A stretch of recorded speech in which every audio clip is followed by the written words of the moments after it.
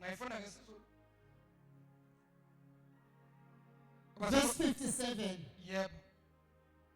Kepha makabongwe uNkulunkulu osinika ukunqoba ngeNkosi yethu uJesu Kristu. Liphinde. Kepha makabongwe uNkulunkulu osinika ukunqoba ngeNkosi yethu uJesu Kristu. Yes.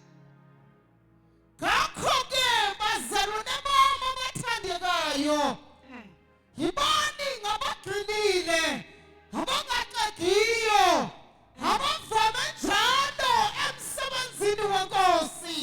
Nazi ukuthi ukusebenza kwenu akusilo ize eNkosini. Nkosi yami.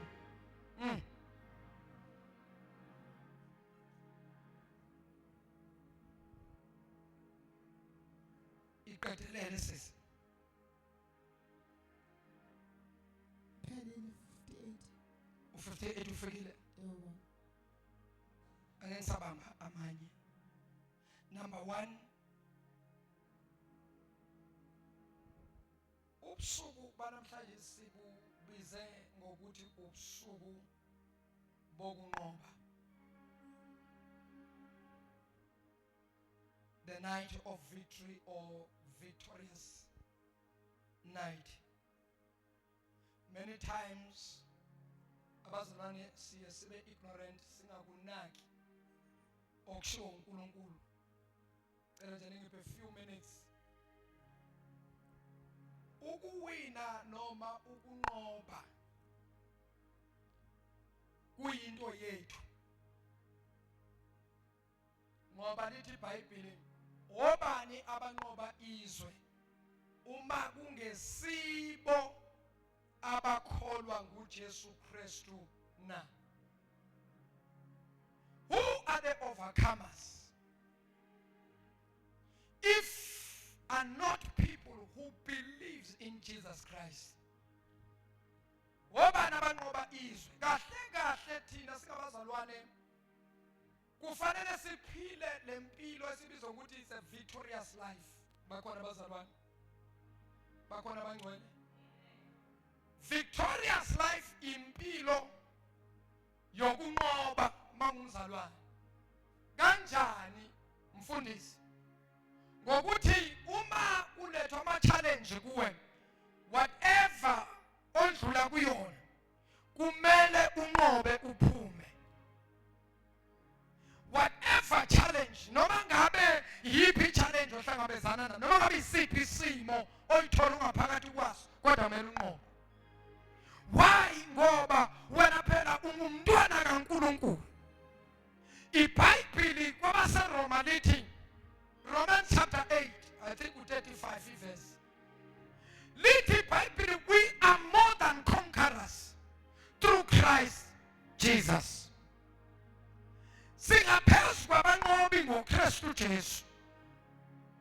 Now, asibuke leli gama elithi victory. NgesiZulu ukunqoba. KaSisuthu yanano ukufenya. Ke right? Basuthu ntuseni. Victory KaSisuthu ukufenya. Am I correct? Ukunqoba. Ukuwina. Overcome.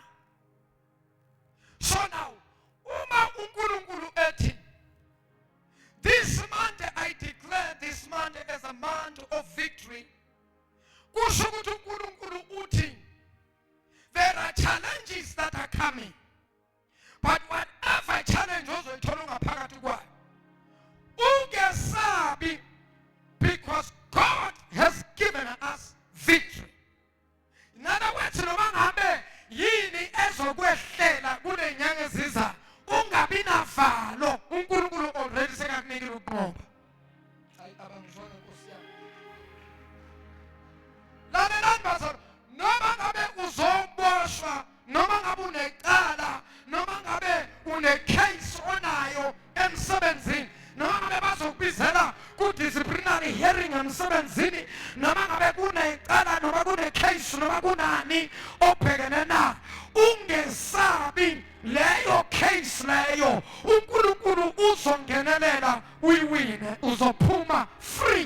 church. Why? Because God has guaranteed us victory. Noma ngabe kunabantu abakuhlalele ngemithi la usebenza khona, kunabantu abakuthakathayo, kunabantu abakuloyayo, kunabantu nje abakuphephethayo, ungesabi mntwana sekhaya. Uthi uNkulunkulu, victory belongs to me. Uthi uNkulunkulu, ukunqoba kungokwami. Uma ngabe uNkulunkulu wanqoba izwe, lithi iBhayibheli nabakholwayo kanjalo bayakulinqoba izwe. Bazalwane, uma lithi iBhayibheli asikho isikhala esiloliwe salolelwa thina esiyophumelela. Ngamanye amagama, noma ngabe yini abathakathi abazoyimisa endleleni yakho, noma ngabe yini uSathane azokuchallenge ngayo, azoku-attack ngayo, ungabi navalo. Ukunqoba usunikiwe kona. Lalelani bazalwane, ukudlula phakathi kwesimo, wazi ukuthi unqobile, ungamsaba nova. Kunabantu noma ungamtshela kayi-58,000 ukuthi le nto ozohlangana nayo uzoyinqoba, still abantu angeke babhilive.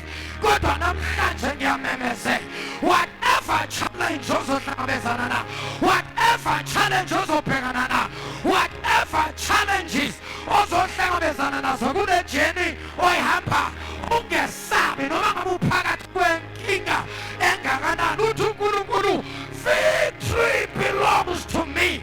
Uma ngabe victory belongs to God, kusho ukuthi victory belongs to us. That is why I'm here to declare namhlanje ukuthi there is no weapon that has been formed against you that shall be able to prosper. Kunalo moya kulezinsuku ohlasela bazalwane, kunedimoni lesichitho, kunomoya we-mermaid, lo moya osetshenziswa kakhulu uSathane kulezinsuku lezi. Hey, bonke abantu baphethe i-mermaid, basebenza nge-mermaid. Loya moya uhlasela ibandla likaKristu, uhlasele ngisho nabefundisi. Kukhona abeme ngespiriti se-mermaid, kukhona abaprofetha ngomoya we-mermaid. Kodwa thina sikhetha ukuhluka bazalwane, asiyukuma ngemoya yezinyoka, asiyukuma ngemoya yama-mermaid, kodwa thina sizoma ngezwi likaNkulunkulu. Bazalwane, bantwele bambani, ngimtshela indaba, imfihlakalo yaleli bandla ilapha kule ncwadi engcwele. Uyathanda kathanda uSathane simi phezu kwezwi. Why? Ngoba lithi izwi likaNkulunkulu, babusisiwe abebethemba uJehova, bafaniswa nentaba yaseSiyoni, yona engayikunyakaziswa noma kufika ama-stones. Mangabe umi phezu kwezwi likaNkulunkulu, whatever challenger, those who stand upon the way, they shall mount up with wings like eagle. They shall run, but they will never get tired. Bazalwane bonke abathemba nabo likuJehova abayikunqotshwa. Ngiyamemezela namhla, noma ngabe yini abathakathi abayiplenayo, sinyazi siyakuDisemba manje. Kunabantu abaplenela ukuthi nawehla uye ekhaya, ungafika ekhaya uzothola i-accident, uzolimala. Kodwa ngithi mzalwane, stand upon the way, ngoba na umi phezu kwezwi akunanto ezonginyakazisa. Nalapha emsebenzini abalwa nawe, abafuna ukukuxoshisa, nasehlaleni lohlala kho lo makhelwane olokelwa nawe, eloke echithela amanzi ngapha ejardini lakho. Nithi mina uyowachitha zawayeke, akunanto ezokwenzeka kuwe, because victory belongs to God. Hallelujah. Uthinta ababili abathathu uthi makhe vuka manje, vuka manje, vuka manje, vuka manje, ngoba this flight is about to take off. Everybody need to buckle up, buckle up, buckle up, buckle up, buckle up, buckle up. Yabona mangabe indiza seyizosuka, niyatshelwa if possible there will be a challenge ezokwenzeka kune-fly. Niyatshelwa kuthiwa fasten your belt, bese niyatshelwa ukuthiwa le bhande mothatha ulihlanganisa ulithi there will be a click that will say click, and isho ukuthi I've locked, and isho ukuthi sengibophile. So nawe nawuhlezi esitulweni kunale bhande lisuka ngaphanisa nga, kube naleli lisuka ngaphanisa nga, nawe ahlangana nathi khaka, and isho ukuthi nawe ubophile ibhande. Bese uyatshela kuthiwa if possible this flight kungenzeka ithi yalenda ilandele emanzini. Uyatshelwa kuthiwa pull up lento ozoyifaka la uma ngabe iwele emanzini, uma ngabe izowa le ndiza. Uyatshelwa kuthiwa ngaphansi mhlambe kwesithi kuthiwa donsa lento leya yeparachute. Uma ngabe bese kuthiwa pull up lo yamnyango lo, ngamanye amagama they prepare you ukuthi whatsoever accident engenzeka kodwa iba nendlela yokuphepha. Namhlanje ngisothi bazalwane iba nendlela yokuphepha. Uma ngabe abathakathi behlasela siya kuDisemba ma, kunabantu ababafungele bathi angeke zafika ekhaya. Bayazi ukuthi uthenga imoto, bayazi ukuthi uthola umsebenzi, bayazi ukuthi uthenga umuzi, bayazi ukuthi uthola ipromotion, bayazi ukuthi uthola i-increase. But I'm standing in this place noma ngabe bayazi ngithi mina akuzukwenzeka lutho.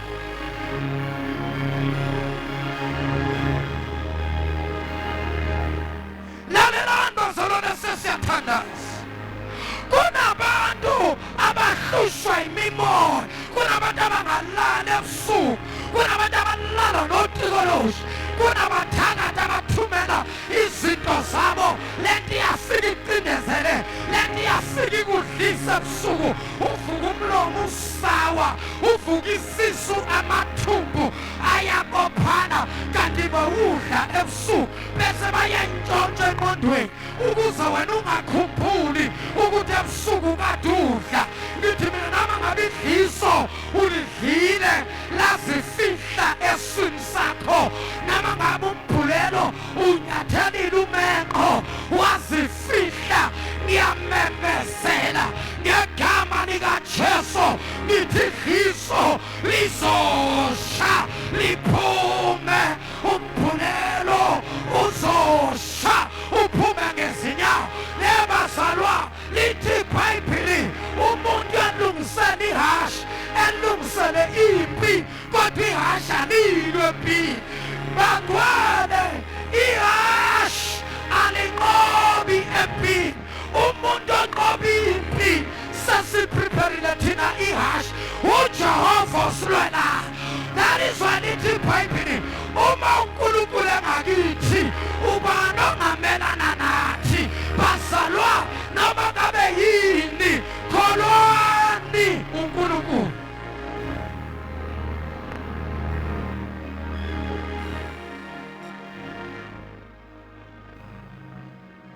Uthi kholwani uNkulunkulu. Isikhathi manje sokholwa uNkulunkulu ngoba ayikho into esingayizamanga. Sizame konke kwehlulekile. uNkulunkulu kuphela ongakahluleki futhi ongayi kuhluleka. uNkulunkulu kayi kuhluleka. Omunye angaze acabanga ukuthi hayi yazi nje ngoba msabana nabo bayasikhuthaza nje, ziyashaya izinto. Lalela mzalwa, kunezimpi ezikushayayo kanti nezinto ezikushayayo zibuse empumelelweni. uNkulunkulu kahambi nomuntu angamvivi, uNkulunkulu kahambi nomuntu anganikelanga ngaye. Likhona ixesha apho khona uThixo azawunikela ngawe, hayi ngoba kakuthanda. uJobe wayethanda uNkulunkulu, uJobe wayethemba uNkulunkulu, kodwa uNkulunkulu wanikela ngaye. uJobe wathi kuSathane, hamba umthinte, ungathinta konke kwakhe kodwa ungathinti umphefumulo wakhe. Namhlanje ngithi mina noma bangayithinti inyama yakho kodwa umphefumulo wakho angeke baze bawuthini. Wanikela uNkulunkulu ngoJobe. Why uNkulunkulu anikela ngoJobe? Yingoba uNkulunkulu bekamethemba uJobe. That is why uNkulunkulu akahambi nomuntu angazange amvivinya, akahambi uNkulunkulu ngomuntu angazange amtrain. Maye abazalwane banamhlanje abangalingwa, abangathemthwa. Nawuhamba noNkulunkulu uyalingwa, nawuhamba nalo Thixo uyavivinywa. Namhlanje izimpo phakathi kwazo akusukuthi kuyaliswa kodwa kuniwa into engaphakathi kwawo. Uthi omunye kodwa Mruti wayikina limathata amangata so ngwaneso, the more the battle, the greater the anointing upon your life. Ngeke uhlaselwe izimpi eziningi ungenalutho. Nawuhlaselwa kakhulu kusho ukuthi nentambiso kaThixo iningi phezu kwakho. Nawuhlaselwa kakhulu kusho ukuthi the anointing inkulu phezu kwakho. Tshela umakhelwane, fear not, fear not.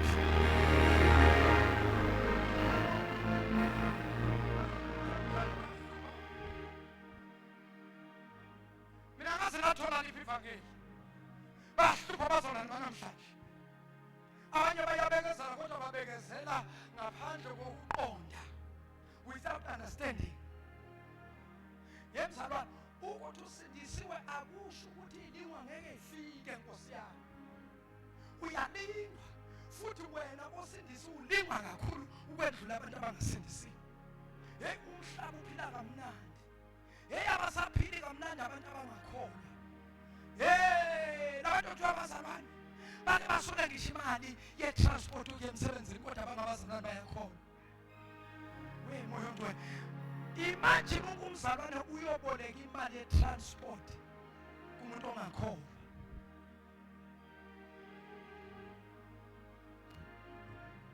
Sorry make, zama unonkanimela tšhelete ume wa semangmang.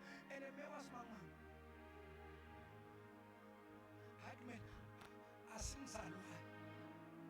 Abantwana sebayafika koko make, dumelang le kae? Re teng ngwanaka le kae? Re teng. Mme na itse re tlo mo kopela 100 rand o batla ho ya mosebetsing. Ene mme every Sunday o tshwara Bibele, a apare hantle, a smell nice, mara hana 100 rand. Bazalwane ngizomemezela, kitlomemezela kajeko nako yeo iyafela. Hona jwale re kena season ya Modimo, re kena season mo baloi ba tlo re gate gona jwale go diragetseng. Re a mo tseba mo sone re mo tshwere. And know what happened? Modimo a sa change maemo, Modimo a sa change dilo, Modimo a sa change dintho. O tla makala baloi hore gate wena o jwang. Ba bangwe gona bona ba ba leka bosune motshia le a lekwa bana ba Modimo. Empa fela le tshwere Jesu o ke tlo re ho lona le ska tšhetšhela morao. E tshwareng fela jwalo ha le tšhetšhela morao, tšhetšhelang morao ska Basotho. Basotho ba re ho tšhetšhela morao. Le ska la balia basalwa. Stand against Africa. Basalwane Basotho ba re ho tšhetšhela morao a subalinga. Empa fela kunka matla ha o bona le tšhetšhela morao a su re a balia.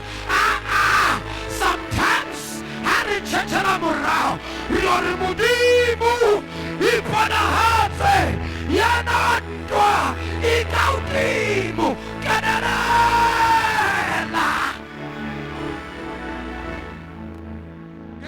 box o tšhetšhela morao su bale bana beso.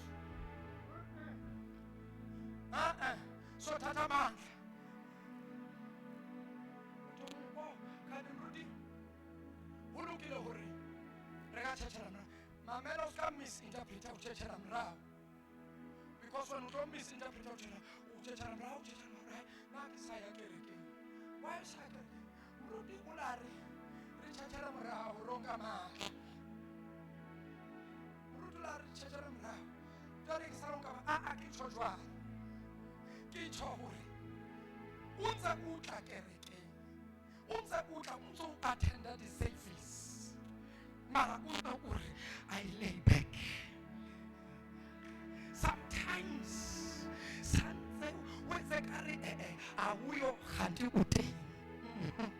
Sometimes santse o ipate kare awuyo kganti o teng.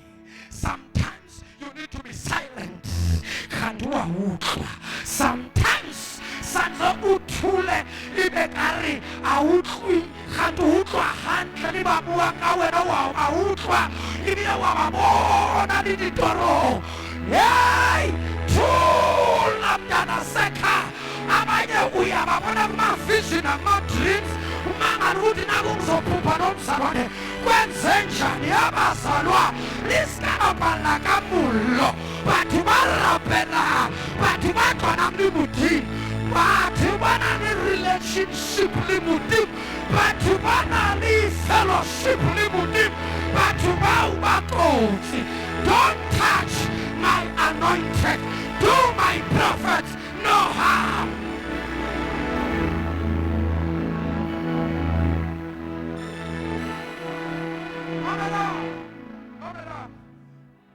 Mamela. Yabona nafika esontweni. Ucabanga ukuthi bonke abantu abala bayakholwa. Usekude wena. Usekude wena.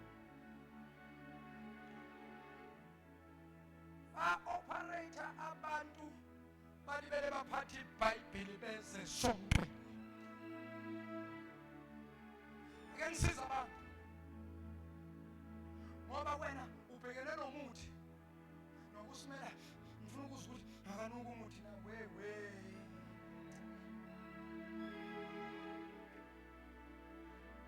Ubulo. Ubuthakathi. Akusumuthi phela.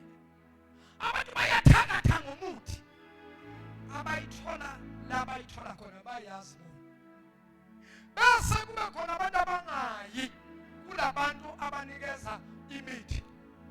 Hey, inhliziyo yomuntu yimbi.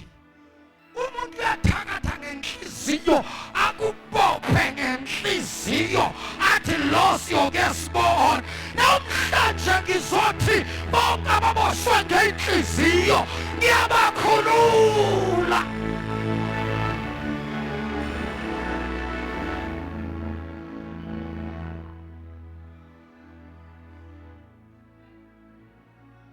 Bayabopha abazalwane ngoba buza kini. Bopha abazalwane benza ama-prayer and fasting. Ibandla likaKristu siyamfastela kuleviki siyamfastela kodwa abantu bayakhona. Leso sikhathi sishoda ngabantu abazofasta bathi Nkosi lethi imiphefumulo. Abantu bona bafastela abantu ukuthi bangaphumeleli. Bazalwane niyadlala ithini nginitshela kukhona indoda eyayine-gift engajwayelekanga. Le ndoda lena kuthiwa igama layo kwakungubhalaki. Kuthiwa uBhalamlo wayenesipho sokuthi akukhesayo akuqalekisayo kuyaqalekiseka. Ngelinye ilanga kwafika abantwana bakwa-Israyeli kwafika abantwana bakaNkulunkulu bagcwala amathafa ezweni lama-Amaleki.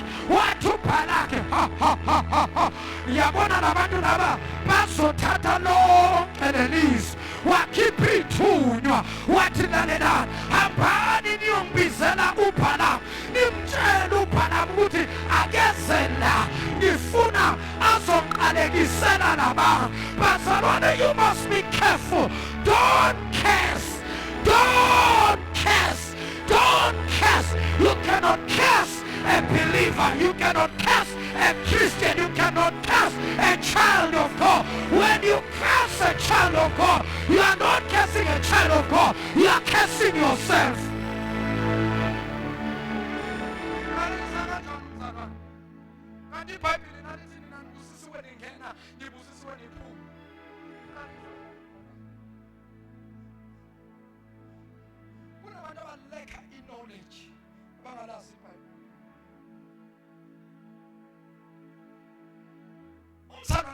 ungabalekiseki.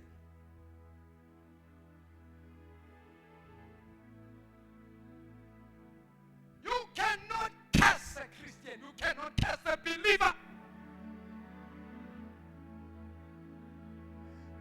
Laba ababanjwe lenhliziyo babambe ukuthi abalazi izwi likaNkulunkulu.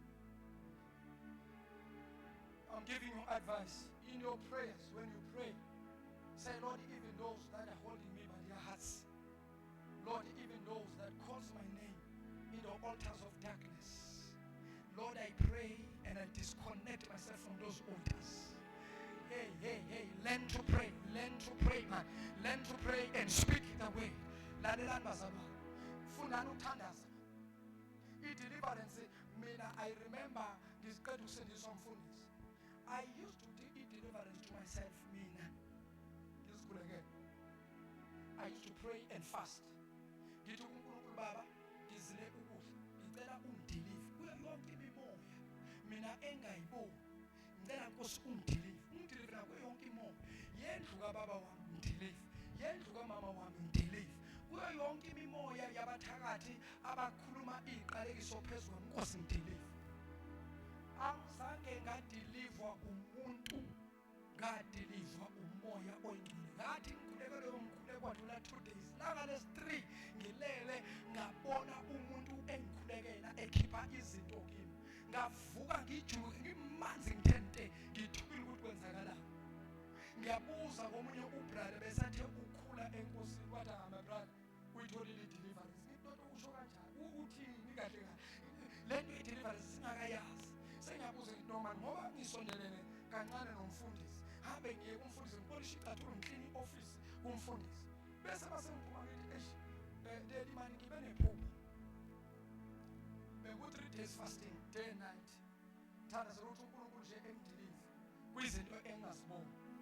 When I was praying kudlule 2 days kwilanga lesi-3 baba ngabe nephupho. Mangiphupha ngilele.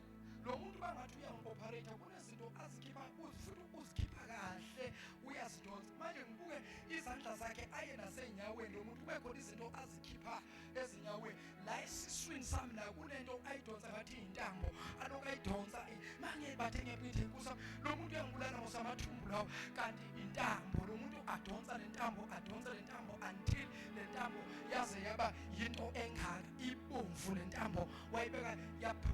After that, isisu sami esihlele njalo sibloated. Now, after leyo nto leyo, ngezwa kushaya umoya esiswini sami. Ngazizwa nje ngilight, ngazizwa ngilula. Ngayibuza kusho ukuthi wathi umfundisi akathi hayi son, uyitholile i-deliverance. Wathi lo muntu bombona akhipha izinto. Loyo uJesu loyo bekadeliver. When udeliver umoya ngcwele. Ngiyabuza ngithi baba kanjani? Umoya ngcwele like uyakhona ukudeliver umuntu. Wathi umfundisi wami uNkulunkulu sometimes uyakudeliver through his servant. Sometimes uNkulunkulu yena personally uyakudeliver. Kufika ingilosi kaNkulunkulu ikudeliver. Kufike uJesu akudeliver. Kufike umoya ongcwele akudeliver. Uya ngokuthi uNkulunkulu uthumele ba. Sometimes uphuphe umfundisi omaziyo ekuthandazela ekudeliver. Kanti ngaleso sikhathi leso wena vese uthola i-deliverance. Ngayibamba lento yalomfundisi ayisho. From there I understand kusho ukuthi a person can deliver himself. A person can deliver herself. But you can deliver yourself by prayer and fasting. The problem with the church is this: they don't know how to deliver themselves. They don't know how to pray. That is why abantu abaningi if bebazi ukuthi why the reason why bengaphumeleli empilweni abanye abantu baboshwa. Namhlanje sinwa nezinto sikhiphe izinto bazalwane ihlangahlangene impilo yabo. Babodwa abadla imithi, babodwa baphuziswa amanzi athentene, babodwa baphuziswa ama-oil, babodwa abenziweni. Namhlanje kuhlangahlangene bazalwa. Understand the realms of the spirit. How does the realms operate? There is a realm that the devil operates according to moya lesson cutting. There is a realm of the spirit. La kona usatana ema that realm. Go that realm nagema usata. He looks at the abazalwa. Those Christians are serious.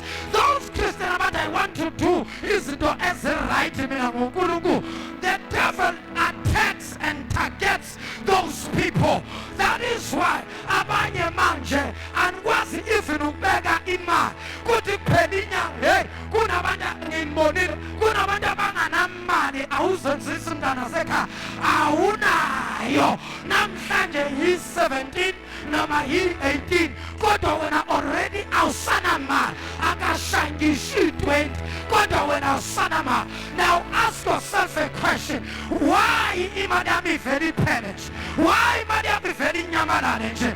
Kunemimoya e-operator edila nge-finance, kunerem la usathane emakhona athi niyababona, athi niyababona, athi niyababona, especially churches ezishume izwi abazalwane bakhona baphile ubungcwele. Lawo masonto, lawo mabandla usathana kawafuni abefundisi abaspecializer nge-deliverance, labo bazalwane, labo bafundisi labo abafuneki emkhathini baya-athekwa, baya-accuswa, bayathakathwa, bayahletshwa, kwenziwa yonke into sontweni bakwazi nje ukuphazamisa i-movement kaNkulunkulu. Na ungazi ungakhathala uthi ngiyayeka lento yomfundisi mina. The devil is a liar. Angindawo. I will stand in this place until my Jesus comes.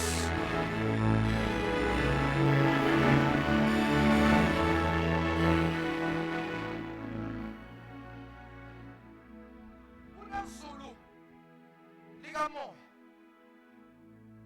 esithi nasikhuleka sithanda, akekho umzalwane ofika kulelo zulu lelo angayitholi breakthrough.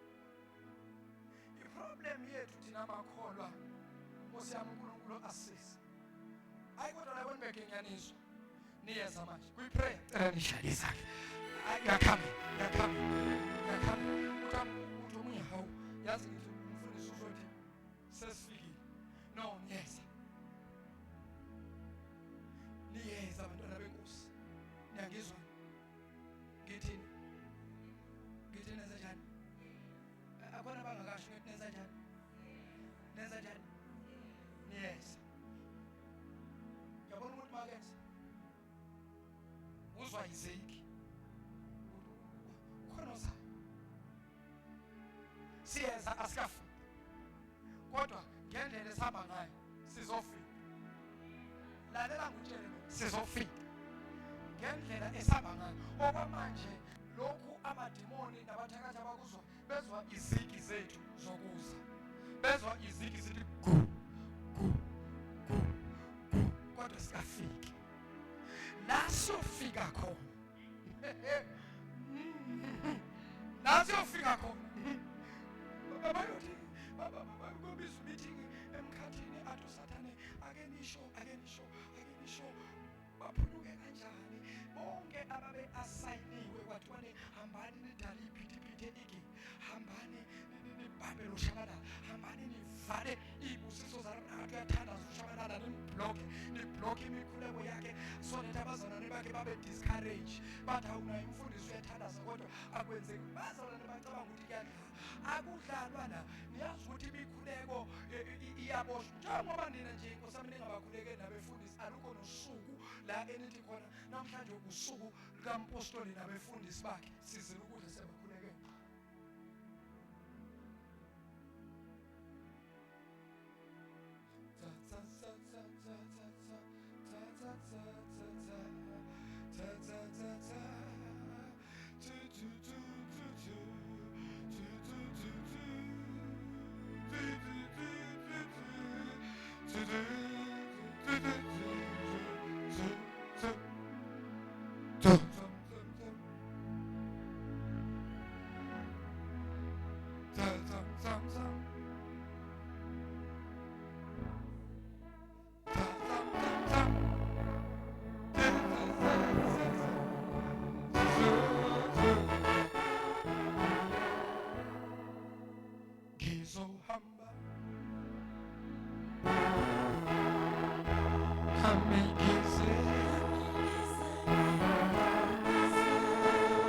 Child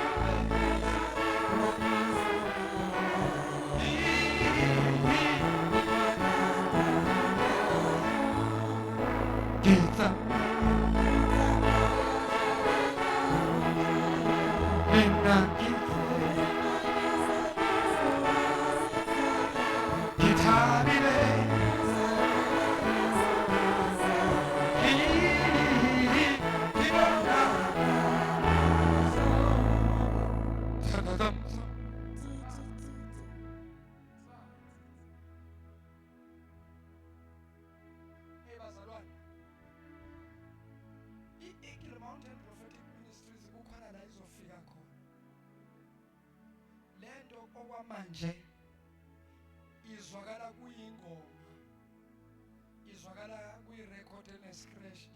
Lushabalala lokho esitshela lushabalala esitshela into kumele uyikhulume until uze uyibone. Singakhuluma nobantu kodwa namhlanje. I have seen ukuthi moya i-operate kanjani. Uyazi imimoya mase i-operate kahle ebandleni. Amademons a-operate kahle ebandleni. Uyazi abazalwane bake babange nje nento engekho ubone ukuthi yazi ayikhona. Kodwa kube yimpi eserious. Why thina sifocus too much on the physical battle? Kanti this battle is not a physical battle. It's a spiritual warfare. Yimpi kamoya le.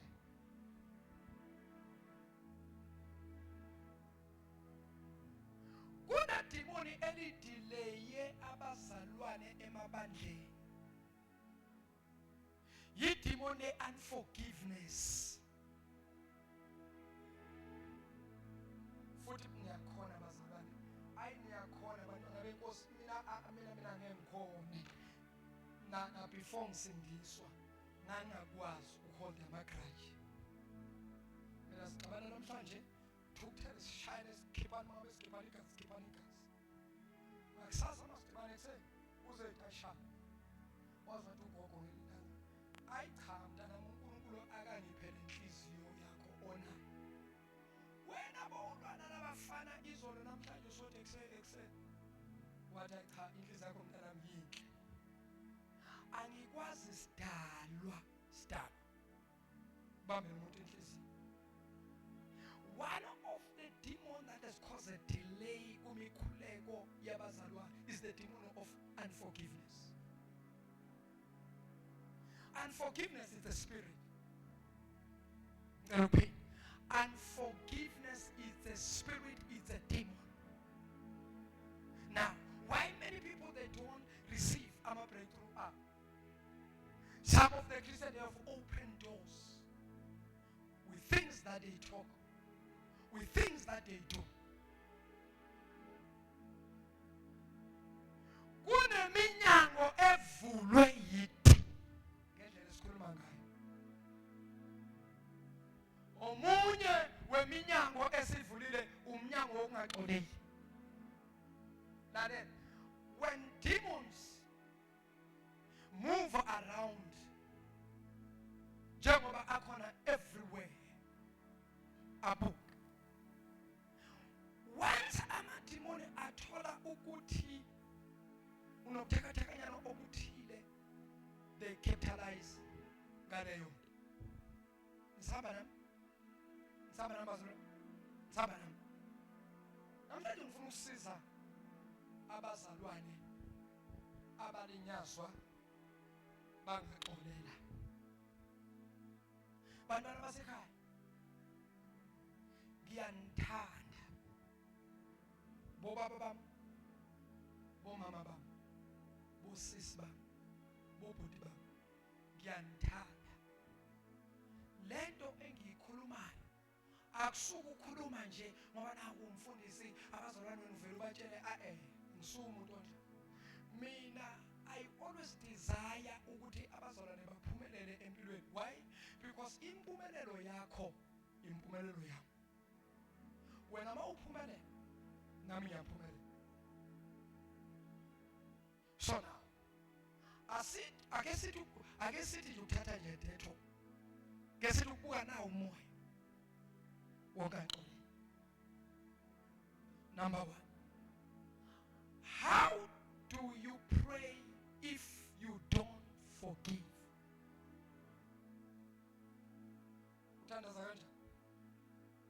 Lalela ngithi ungathandaza wena amagama uwaphimise uthanda uzwala ukuthi uyakhuleka. Baba ngegama lika Jesu waseNazaretha ngikutshela noma ungawabiza 1 hour, noma ungawabiza 30 minutes, noma ungawabiza how many hours, how many minutes na umaka. Let me tell you, awasebenzi. You are just making a noise. Akakwazi uNkulunkulu ukureceive your prayer. Ungaxoleli. Yebantwana basekhaya, musani ukuhamba nama-grudges, ngiyanicela bazalwane, ngomusa weNkosi uJesu. Noma ngabe uxabananga namuntu la ekhaya kodwa kunomuntu oxabene naye. Noma ngabe uxabanana nomuntu ekhaya kodwa emsebenzini wasebenza kunomuntu oxabene naye. Mzalwane, ukungaxoleli kungumoya ongenisa imimoya. Uzithole sobanjiwe imimoya. One of the things ofanele sibe careful ngayo, ukulala noma ukuyolala ungekho emoyeni, ungekho right emoyeni, ulimele kunento ekulimazeni, uhamba wayolala. One of the things amademoni ayisebenzisa, uyazi ukuthi imimoya yakwazi ukusebenzisa ukulimala when you are hurt. Ayakwazi ukusebenzisa lo mnyango ukuthi angene. That's why you need to be careful. Amen ngishonele la. Usakhona amen la. Usakhona. Bantwana basekhaya, ngisiza nina ukuthi nibe libandla, nibe ngabazalwane abakwaziyo ukuthi engage with spiritual warfare. Why ibandla kubalulekile ukuthi lingene ku spiritual warfare kwimpi kamoya? Yingoba lapha kule mpi kamoya kula sithola khona ama breakthroughs ethu. The church, unless they learn to operate in the spirit, when the church prays and engage in a spiritual warfare, ama breakthroughs, mawuzwa abantu betestify, mawuzwa abazalwane befakaza bebonga uNkulunkulu, uhlalazi ukuthi kunabantu abangenile kulomkhuleko banyakazisa izigodlo zobumnyama wakhuleka umsebenzi womuntu. Kunabantu abangenile kule mpi kamoya banyakazisa izigodlo zobumnyama yakhuleka imisebenzi yabantu, yakhuleka imanzi abantu, yakhuleka imishado yabantu. Kunabantu abathandazile. So now that is why you need to be careful. You need to be careful. Mawumzalwane number 1, don't curse. Hallelujah. Don't gossip. By cursing, by gossiping, you are opening a door. Ukuthi moya mayingene. Lithi iBhayibheli umzalwane uyesu wakhe kube uyesu. Uno kube uno. Phelele. Hallelujah. Nekhona. Lalela, akekho umuntu owake wathola i-breakthrough. Ngiyakutshela nje mina, amukho umuntu owake wathola i-breakthrough ongaxoleli, obamba amagqubu, abamba amagrudge. Akekho umuntu owake wathola i-breakthrough. Ngoba mawuya kuNkulunkulu, you have to make sure ukuthi your heart is right. uNkulunkulu usebenza ngenhliziyo. uNkulunkulu uhlala enhlizweni. Hallelujah. Because uNkulunkulu ngumoya. Asiqapheleni izinto ezincane kodwa ezinobungozi ezingasilibazela ubudlelwano noNkulunkulu. Asiqapheleni izinto ezincane ezingasivimbela ukuthi sithole isibusiso. Mangala ukuthi yibo umzalwane uyabekwa isandla, kuyakhulekelwa, baya-anointwa, kodwa still impilo yabo ime in one place. Uthi uNkulunkulu tshela labantu bahambe bayolungisa inhliziyo. Let's prophet to siphume konje. Siphume eThekwini masiphume eMthatha. Siphume. Let's prophet siphume eThekwini. Siphume eThekwini. Kunomzalwane owehlelwe umoya kaNkulunkulu, wathi uNkulunkulu ekhuluma silalele.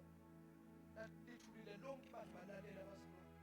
Wathi uNkulunkulu hambani olungisa inhliziyo zenu, ningikhonze ngeqiniso. Mina ngayi-understanda lento yokuthi why uNkulunkulu ethi abantu ulungisa inhliziyo kanti inhliziyo zethu zinjani.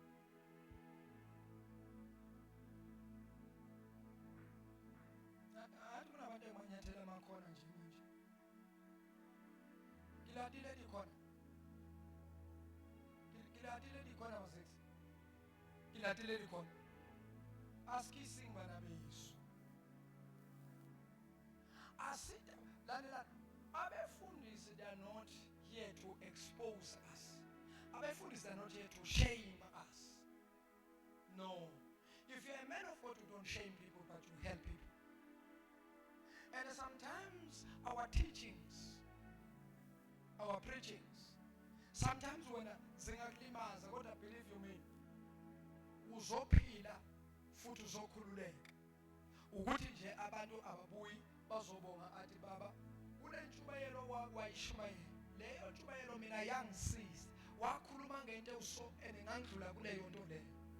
Ababuya bazokhuluma. It's very rare uzobazalane bezotestify na. Bethi into yangisiza ubaba wayekhuluma ngento ethile. uNkulunkulu mina wayesengenzela ukuthi after leyo ntshumayelo abazalwane abanye bathola ama-breakthrough akazi nokuthi iyiphi intshumayelo yamnikeza i-breakthrough. That is why masefanele ubuyele kuleya nto eyamnikeza i-breakthrough awazi.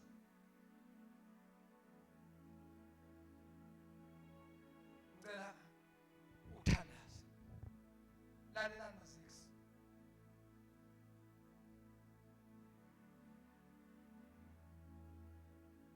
Lempi kamoya iBhayibheli elithi asibambene nempi yegazi nenyama, kepha sibambene nabomoya, hayi nomoya, nabomoya abasemkhathini wamazulu. Asi-understanding.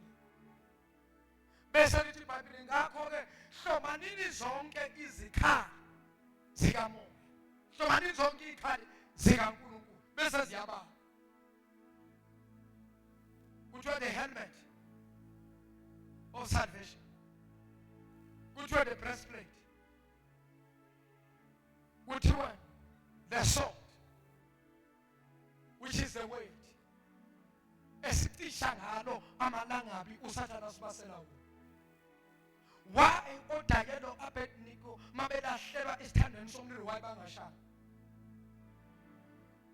Yingoba babehlome zonke ikhaya, balahlelwa emlilweni, baphatha inkemba labafana elithi iBhayibheli sihlome inkemba esicisha nesicima ngayo amalanga. Yini le nkemba okhulunywa ngayo? Yizwi likaNkulunkulu. The fire cannot burn you when you have the weight.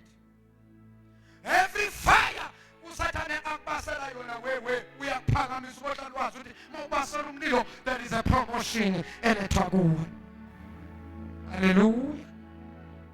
Sihlushwa abazalwane namhlanje ibandla namhlanje ali-check izibhalo. That is why bedukiswa belahlekiswa abazalwane akusana ama-Bible study.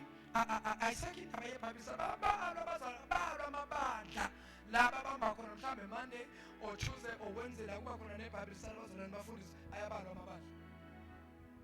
Ayisakho iBhayibheli study. Niyazi ukuthi siyarekhoda kulezi nsuku namavidiyo. Bazalwane ngashumayela into namhlanje la. Ake ngenza nje umzekelo. Lana Sunday uNkulunkulu usebenze kakhulu ngeservice yeSunday. Umbuzo wami ke na. Bangaki abantu abathe revisit leya ntshumayelo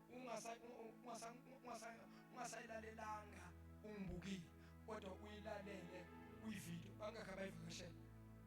Bangaki abathe le ntshumayelo yaSunday ake ngiphinde ngiyilalele futhi? Alright. Bangaki bebakhona Sunday? Wonke umuntu bekhona Sunday, ngicela phambi sisandla. Benikhona Sunday, nonke niphambi sisandla. Ehlisani ke. Bangaki abaphinde bangena ku-YouTube bayolalela intshumayelo yaSunday? Awuzasiziba iningi nje. Hey. Yaphakathi kwenu ukhona ozongithumela i-message wathi baba ngilalele le preaching yeSunday. Wathi inkosi yami, hey baba ukhuluma nami la. Le eyami. Ngakhuthala nami. Angisho ukuthi ke bazalwane bese niyancoma. Hey baba kulungile. Abanye bathi kusho ukuthi shana ufuna simncome. ngisemkhuthaza yabo. Hayi angisho njalo. Ngisho ukuthi mina uNkulunkulu akadeliver a storm phakathi kwethu esishayika izigodo zokumnyama.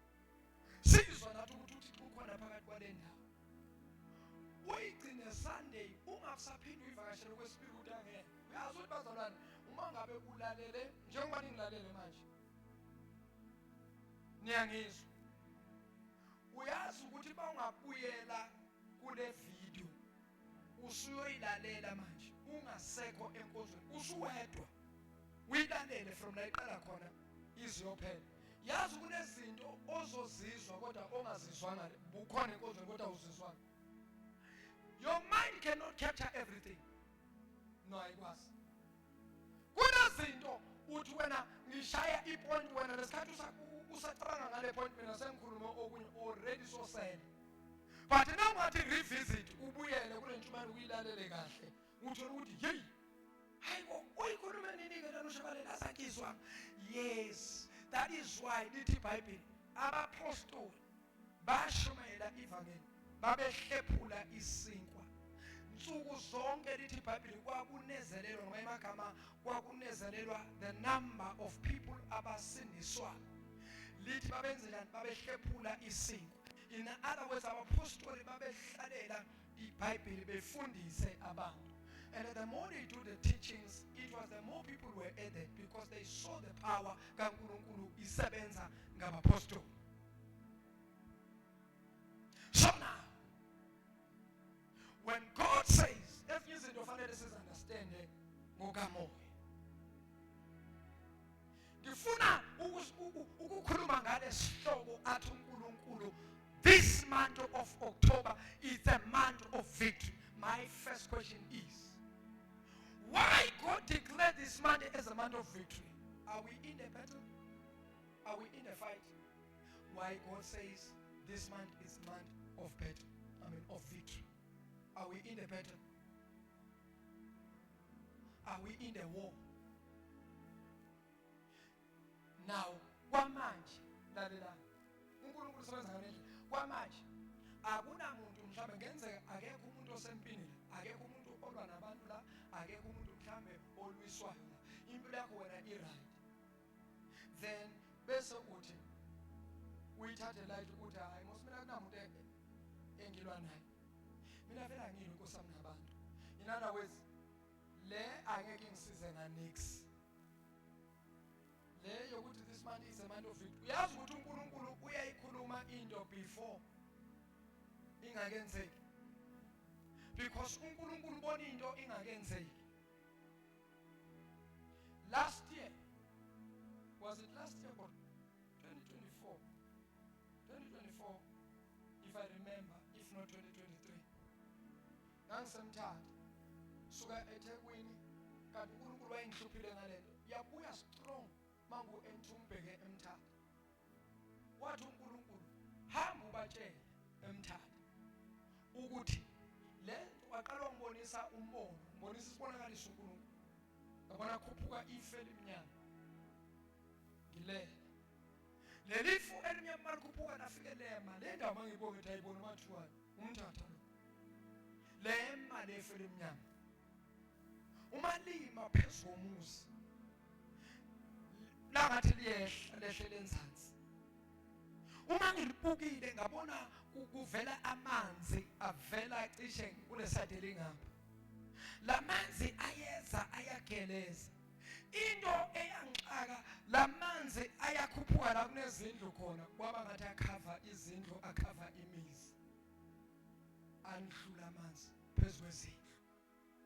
Mangifika eMthatha ngitshela abazalwane ngithi kunento uNkulunkulu angibonise yona concerning i-Eastern Cape.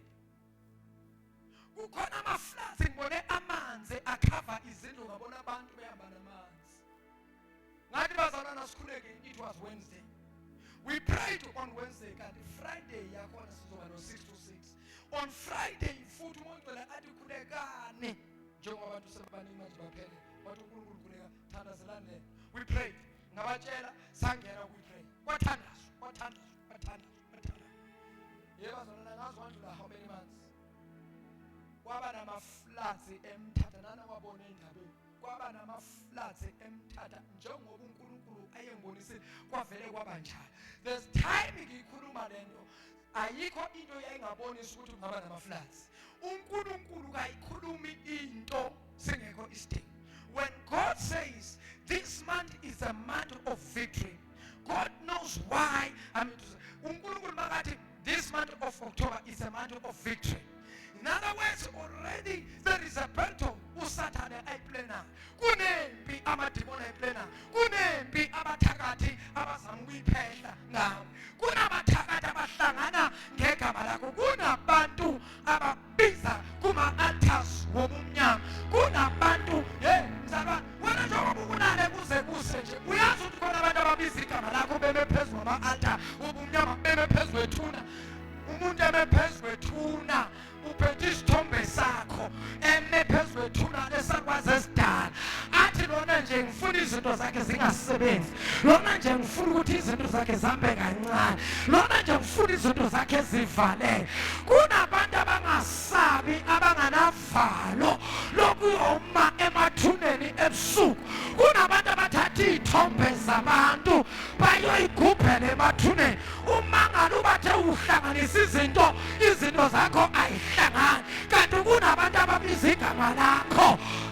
Bazalwa, kunama-altar, kunezindawo, kuney'bingelelo abantu labathandaza kho. Abanye bahamba nesithombe sakho la kuthandazwa kho. Kunelinye isonto lana mawuya ku-N1 ubamba u-N1.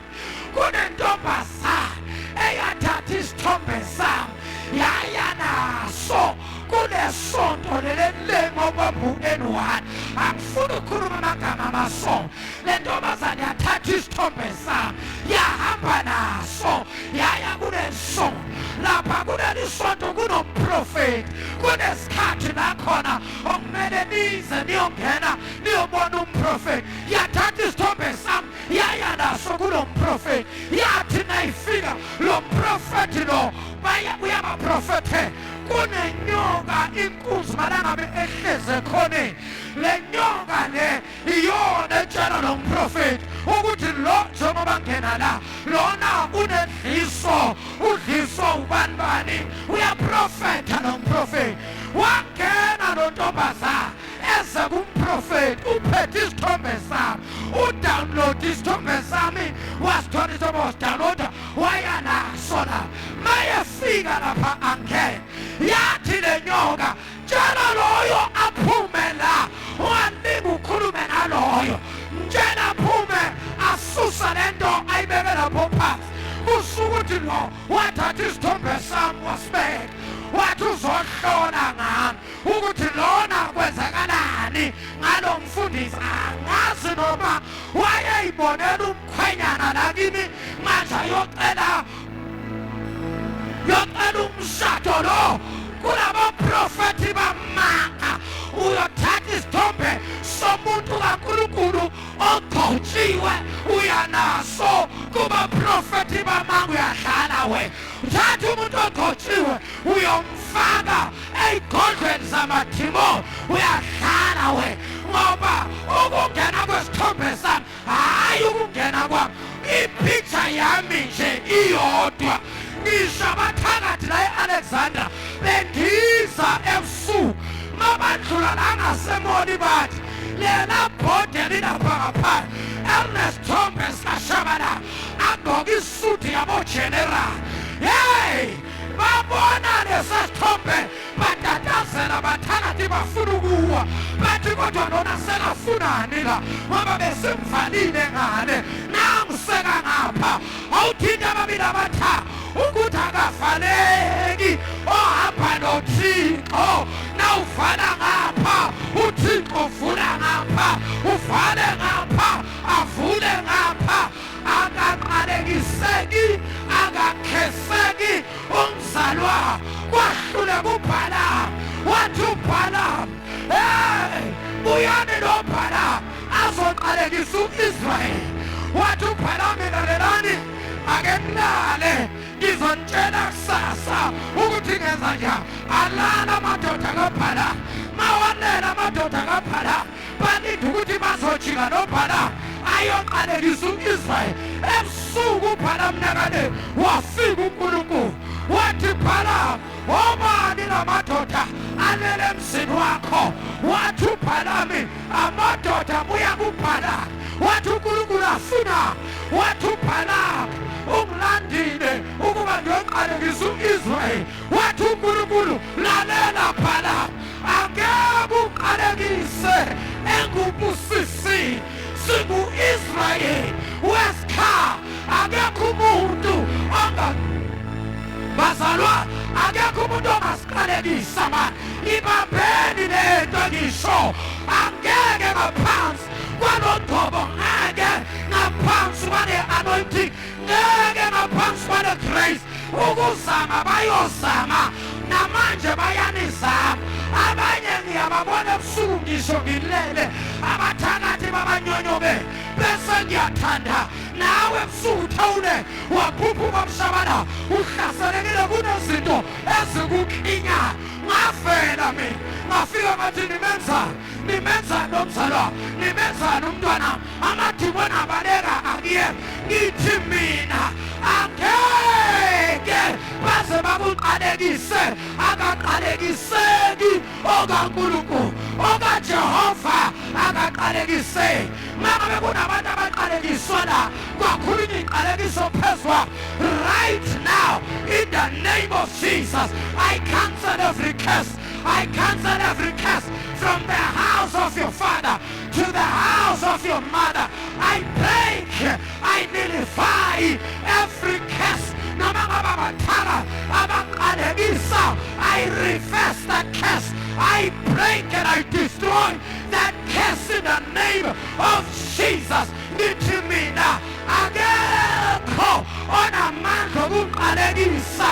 Lalela ageko bayozama ukuzama kodwa ngeke uqalekise.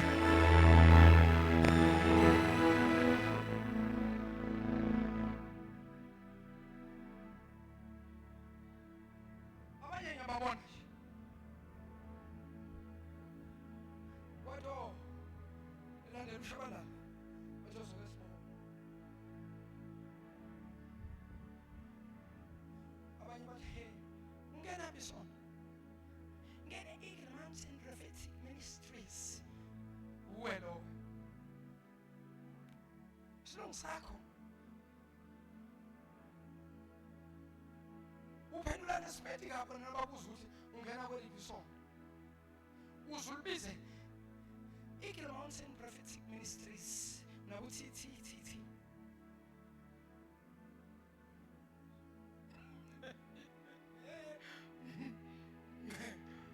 Osiyami namhlanje umoya ngcwele kwenze njani? Uthi ungena mama Pholo. Angizwa mama. Philama. Eagle Mountain. Yes, Eagle Mountain. Ungena kanjani mruthi? Eagle Mountains. Akukho ndade. Eagle Mountains. Akikho. Eagle Mountain. Akukho. Eagle Mountain. Azumruthi. Eagle Mountain. Eagle Mountain. Ungena phi mama? Eagle Mountain. Andiva. Eagle Mountain. Ungena phi mntwana? Eagle Mountain. Angizwa. Eagle Mountain. Akukho ngisho ahulu. Eagle Mountain. Eagle Mountain. Yabona thina abanye safunda emakhaya. Yabona thina safunda emakhaya. Lezikole zasemakhaya. U-Eagle vele simbiza yonjalo. Ngingene Eagle Mountain. Abantwana bamanje Eagle Mountain. David ungene yiphi isikole ke sizwe?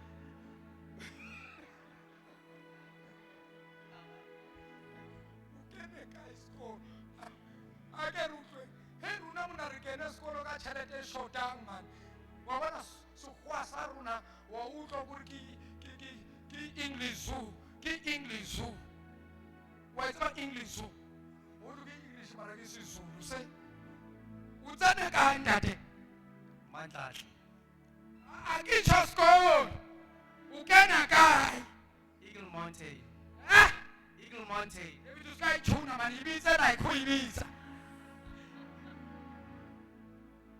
Kanti lani David uri Eagle Mountain ngoba kuphila kuzo uri mo Eagle Mountain mo Eagle uhlala udula uri mo Eagle. Today is sorry because of one of us sorry Eagle Mountain, Eagle Mountain. Mamela ngiyathandaza.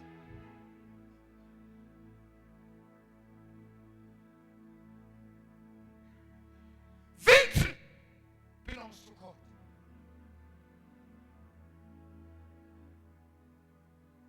Sing abanqobi. Siyaqoba. Wotshalo.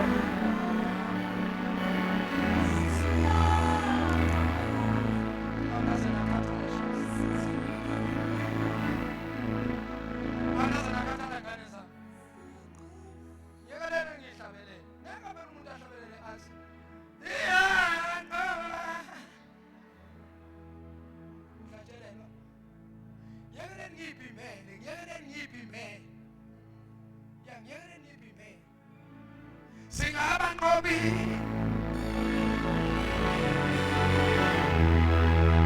Jalo.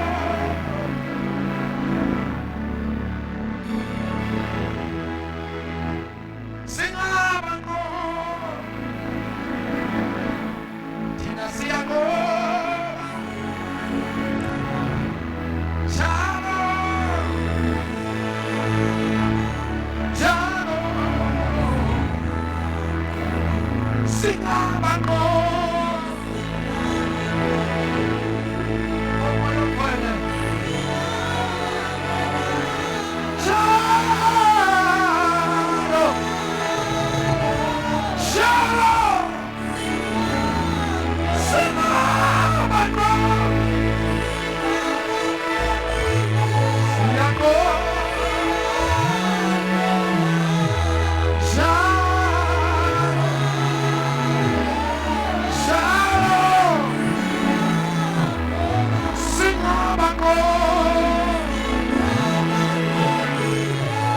Siyaqoba.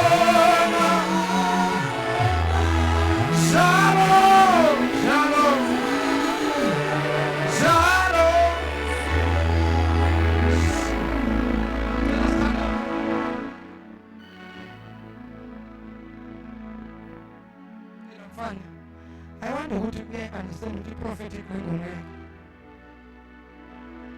It is ingene esintweni yesinzima.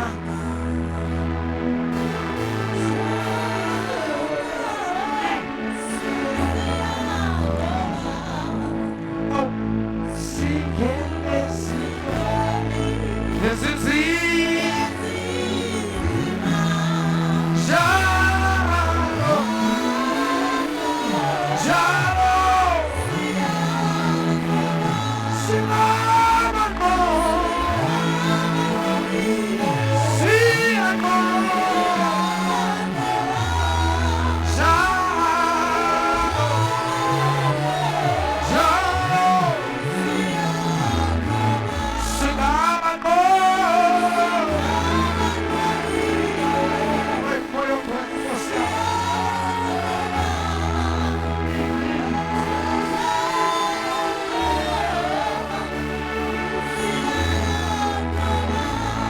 Satanas.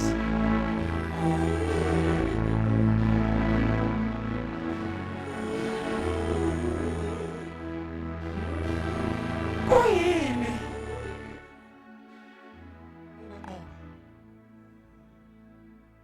What is victory? Victory is to overcome. Victory is to conquer.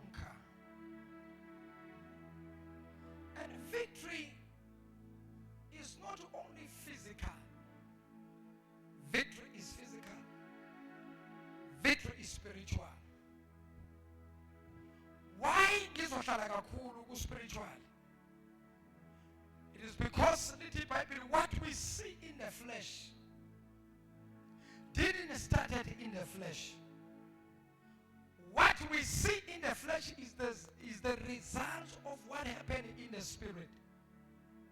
Many people, they don't understand.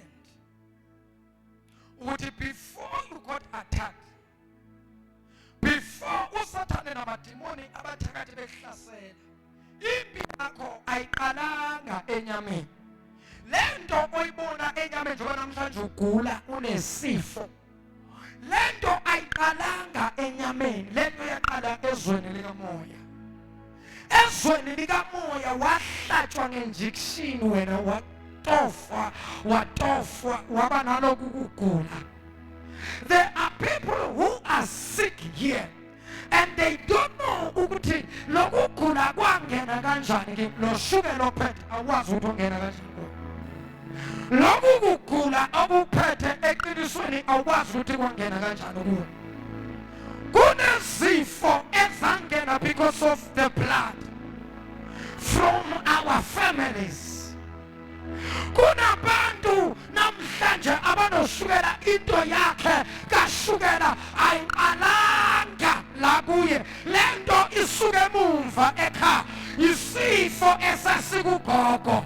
Lesa sifo sasuka kugogo sangena kuma, sasuka kumama lesifo sangena kithi thina abantwana bakamama.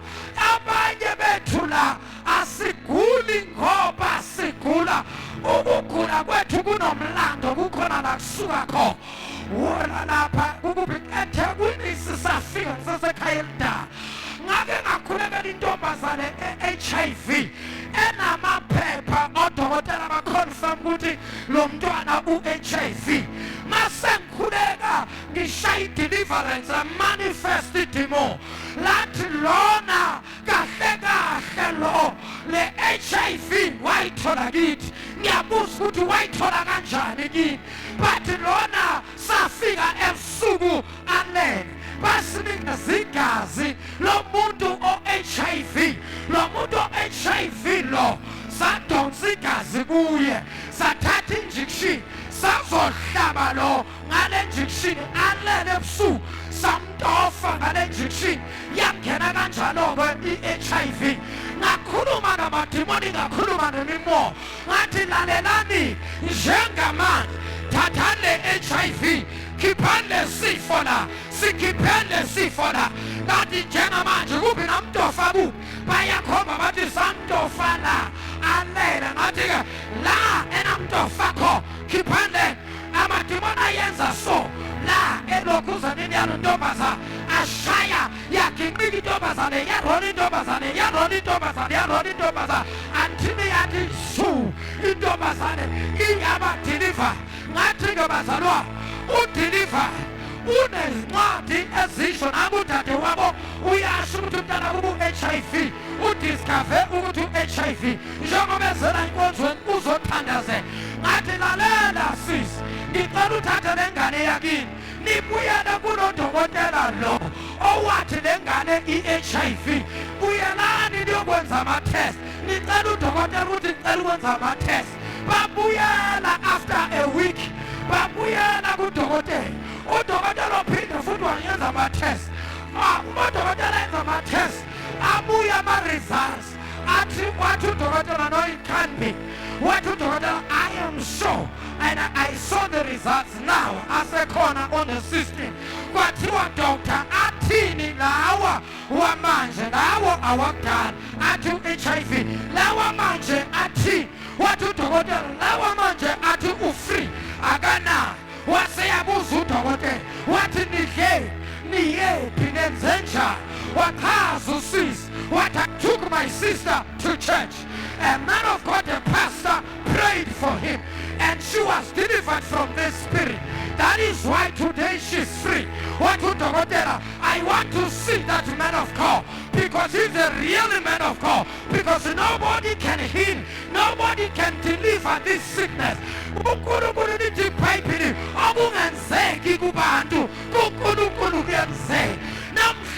Every generational curses, every sickness, every family sicknesses, every family disease,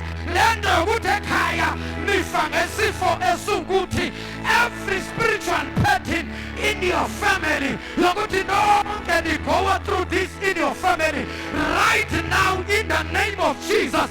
I command those spirits, I I command every connection. I command every spirit in the name of Jesus. Every curse, I command them to be broken in the mighty name of Jesus. Isindo ezazibambe okoko bethu ngeke sisimambe. I refuse. I will never die by the family sickness. I will never die by generational curses. I will never die by the sicknesses in my family. I will never die before my time. I declare and I decree in the name of Jesus, no weapon formed against us shall be able to prosper. No weapon formed against me shall be able to prosper. And everyone, Ricardo, Sadimaho, everyone under my voice, in the name of Jesus, nobody will die by generational curses, by family sicknesses. In the name of Jesus, I pray, Father, deliver your people now. Deliver your people now. Deliver your people now. I command the demon of TB in this family. I command the demon of sugar diabetes in this family. I command the demon of high blood in this family. I command the demon of tuberculosis in this family. In the name of Jesus, I command this demon right now. Every kind of spirit, every kind of demon, every kind of curses, I break them now. I break them now. I break them now. I break them now. I set your people free. In the mighty name of Jesus, I come against the spirit of witchcraft. In the name of Jesus, I declare and I decree they shall never die by any means of witchcraft. They will never die by sicknesses. They will never die by sicknesses, by disease. In the name of Jesus, every sickness in your body, every disease in your body, every curse in your body, I command those curses, I command those spirits to go and leave you alone and to leave your family alone. I declare and I decree you shall not die by any generational curses. In the name of Jesus, I command generational curses from the house of your father. I command every generational curses from the house of your mother. I command every generational curses from witches. In the name of Jesus, you are more than a conqueror. I declare upon your life, you shall not die before your time. You shall not die prematurely. In the name of Jesus, you shall not die by accident. You shall not die by any means of a weapon. In the name of Jesus, you shall never die by any sickness. You shall never die by any sickness and disease. You shall not die by the spirit of witchcraft. I command witches, I command the spirit of witchcraft to get loose in the name of Jesus, to leave you alone. I command that spirit to go. I command that demon to go. I command those curses to end by fire. In the name of Jesus. Shaizanda zako. Fulumloma mesiatandaza. Reverse, reverse, reverse, reverse, reverse. Reverse, reverse, reverse. Reverse, reverse. You spirit of the serpent in this family. Moya wenyoga gulonde. Namhlanje ngiyakudestroy. Ngekama lika Yesu waseNazaretha. Demoni nenyoka, demoni namanzi, I burn you by fire. In the name of Jesus, I command you to go. I command you to leave. In the name of Jesus, you Susanna spirit, I command you now. In the mighty name of Jesus. In the mighty name of Jesus, I declare and I decree, in the mighty name of Jesus, no weapon formed against you shall be able to prosper. In the mighty name of Jesus. Come on, Mazaro. Come on, come on. Pray, pray, pray, pray. Pray, pray, pray, pray, pray. Pray, pray, Rita Kaboshata, Rita Taniba Babosa, Yanteke Bossa, Yantaniba Babosa, Yantaka Bosha, Yantaniba Babosa, Yantaka Takata, Yantanina Bosanta, Mando Seprecata, Lipa Papa Suta, Yanteke Boshata, Inanamamosaya. Father, in the name of Jesus, I disconnect myself from these generational curses. In the name of Jesus, Father, I break Linamokosata, Lekebosaya. I break every connection in the name of Jesus. Lord my God, right now, I apply the blood of Jesus. I declare and I decree in the name of Jesus, no weapon formed against me shall be able to prosper. You spirit of failure, I command you to leave me. I command you to go in the name of Jesus. In the name of Jesus. In the name of Jesus. In the name of Jesus. I command you now to lose my address. In the name of Jesus. You demon of demonos, I command you now. You spiritual husband, you spiritual wife, I burn you by fire. I burn you by fire.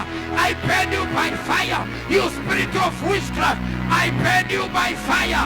In the name of Jesus, the Son of the living God. Father, in the name of Jesus, I declare and I decree in the name of Jesus, no weapon formed against us shall be able to prosper.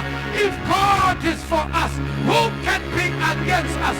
Nalamakushatekeya, Zikabababasata, Inabababasanda, Inabababasaya, Yanteleboshaka, Utimwanganugine, Kandinane Matalaburana Jeso, Kibreka di Twako, Zadi Femen, in the name of Jesus, the Twako Zadi Famine, Mutimu Yamakadano Nizona, the Bizong Lamana, Lamurena Jeso, one Nazareta, Garapena Mutimwanga, Upona Hansa Mutimyanukine, Mutimamu Pino Manabaha, in the name of Jesus, Likandonimo Shika, Inamamo Santapa, Yanamamo Shikea, Yanamamo Santa, Yanamamo Saka, Yanta Pakata, Rekatanika Baba, Yantanika Mando, Repepepe, Ilamakosata, Mutimwaka Lukine, Yamakata Timon, Outsam Chelete, when I'm boy, Outsam Chelete, in the name of Jesus, Yau Halimela Honajua, Carlina Matala Murana Jeso, Kirimullo Kyo, Kirmullo Ashue, Kirmulla Shu, Liacha, Malo, Makunduane, Outsam Nichele, you know Hatamalo, Outsam Chele, in the name of Jesus.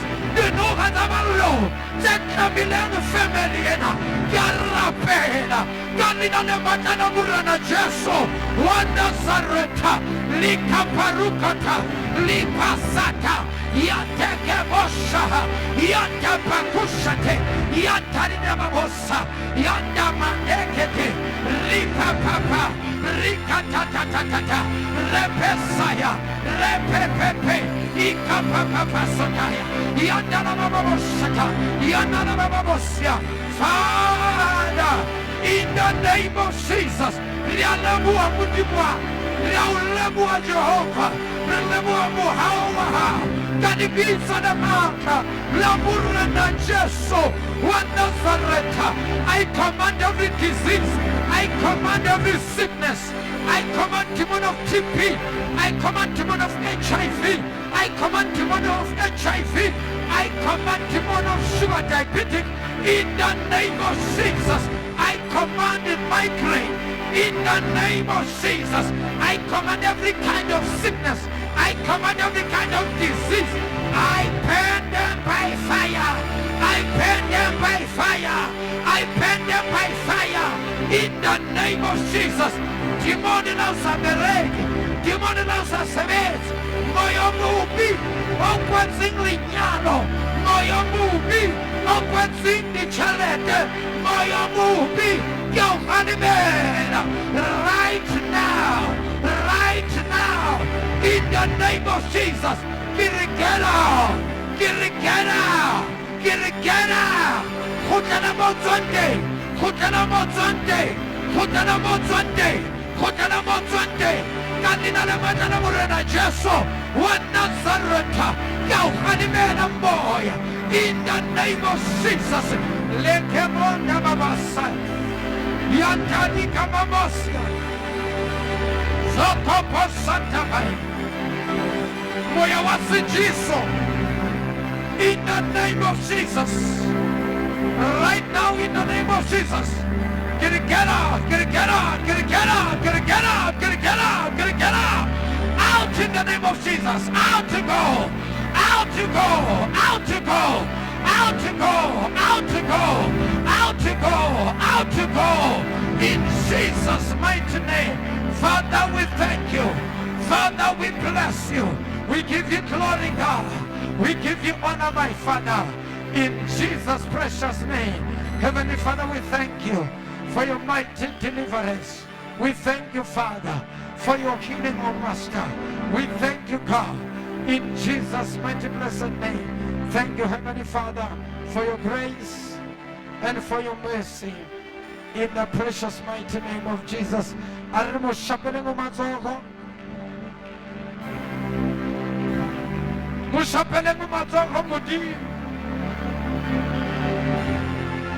Come on, Barcelona, let's give the Lord some praise in his house. Come and shout the shout of victory. Come and shout the shout of victory.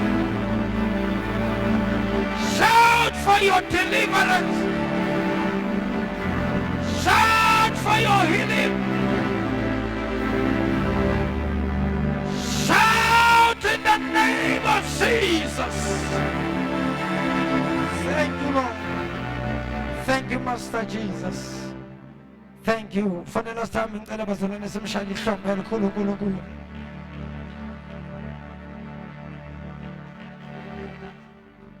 Ngakabeki izandla kubantu.